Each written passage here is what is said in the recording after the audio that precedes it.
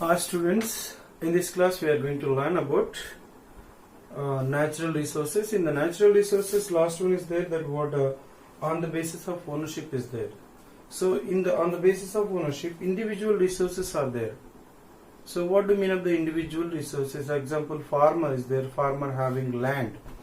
He's having on his name that land and he's cultivating. So that we can call it the individual lands, individual resources. Example, in the urban areas, the people are having some plot area, some plot of land. That also called what is that? Individual resources. So in this way, the persons those who are having some land on their own name, that type of resources we can call as a individual resources. Next, we can go for the community owned resources on the name of community. Some park, the park used by all the people. And some community halls are there. So that is all used by all the community people. This is all some public places. This belongs to all people. This type of resources we can call community owned resources. And another one, national resources. These national resources are all which belongs to a nation. That's example, what all the forest area, and also all the resources, what minerals, okay, these are all belongs to the nation. And also in the ocean area up to 19.2 kilometers, it belongs to that particular country. This is called the what? National resources. All the minerals, all the water body which belongs to up to 19.2 kilometers in the ocean, and also other minerals and the forest area which all belongs to nation. So this resources is called as the national resources. Next, we can go for the international resources.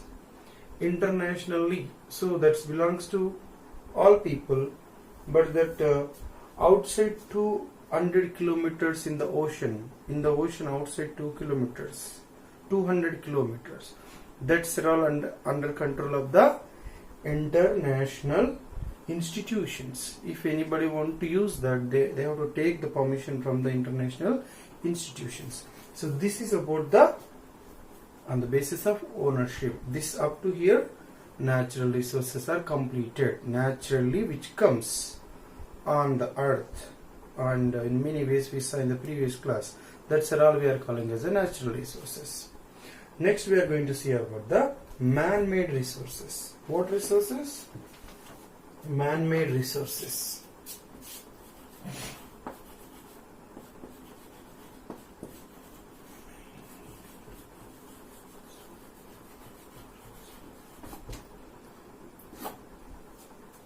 So man-made resources, in that word only we are going to know about that. This is made by the man with the technology, with the skill of the man, which is coming through the nature. The nature material, which is the raw material, is making into some utility, or what's that? So some item of utility, so that having some value. Okay, so that we can call as a man-made resource. Example, we are making out the crude oil from the ground, so that is came by the nature, crude oil already deposited in the land, and that is making by the man by his technology. And after making out that crude oil making into petrol, that petrol is having some quality, that's having some demand, and also economic value, that we can sell, and that we can use for our vehicles and many other uses. So this type of, whenever he is keeping his skills and is making some item, some utility, that we can call as a man-made resources. These are all example: petrol, crude oil, into petrol, diesel. Okay, like this type of resources we can call man-made resources. Okay, which is made by human beings.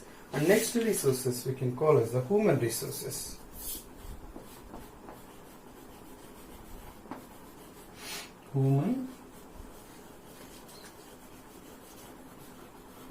Human resources. Who is called as the humans? All the human beings. We are all called as the human resources. and with the technology, with their ideas, and with their skills they are making many things, and also they have a strength to run any institution and any companies. So with their skills, the manpower is required to run any company.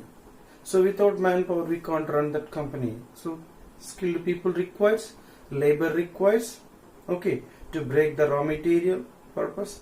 So this many ways, without man, so that company or farming or any other institution can't run.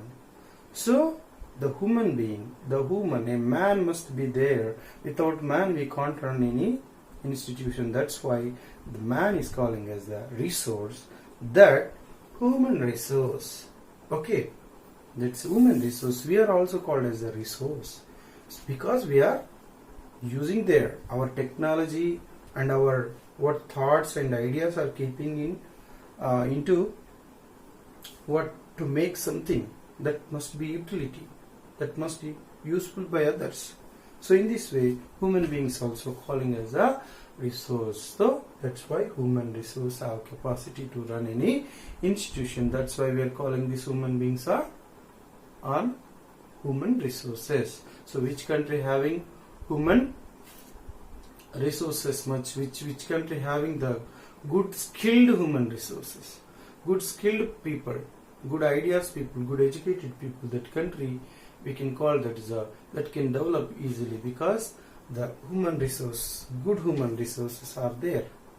So that's why governments also spending much money on the developing skills of the human beings, okay, to develop the country fastly. That's why. Okay, this is about the human resources. Next we can go for the conservation of resources. Up to now we saw natural resources, man-made resources, human resources. Okay, and also resource means first we learn about what that must be useful and that must have some economic value. Okay, and also that is useful for others. Okay, so that we can call as the resource. That resources are having naturally, man-made, and also human resources. So now we are seeing the conservation of resources.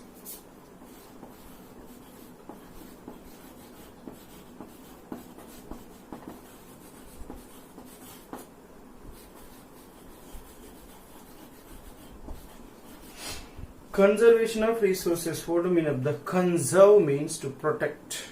Conserve means protection. What? This many resources, now we saw that these are all the resources. So if we continuously use these are all the resources, at one time it is going to end. Example, continuously we are making out the petrol, crude petrol. So one day it may going to end. So sometimes what we will do, we are using that how much we require, more than that we are using some resources. Example, if we require somewhat of coal, example, only the 10 load of lorries required today, but more than the 10 load of lorries we are what is that, we are taking out that coal and we are using for the purpose of development.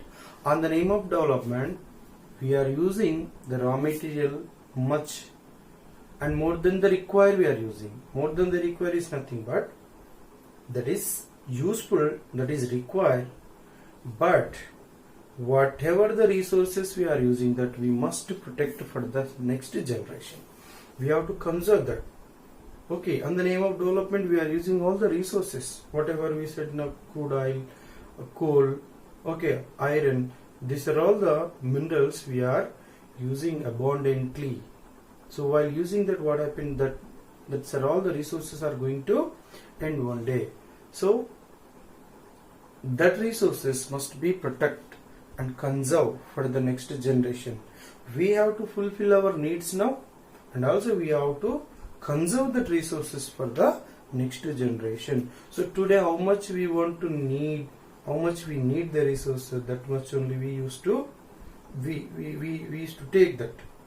Okay, so that type of thought, and that we can call the conservation of resources is nothing but to conserve the resources for the next generation, and also we have to fulfill our needs, okay, and also we have to fulfill the next generation needs. In this way we have to protect the nature, and we should not use more than our needs, and we should not pollute the nature, okay, and also while we are protecting one side, we have to fulfill our needs, and also while fulfilling our needs, we have to conserve all the raw materials and all the minerals to the next generation.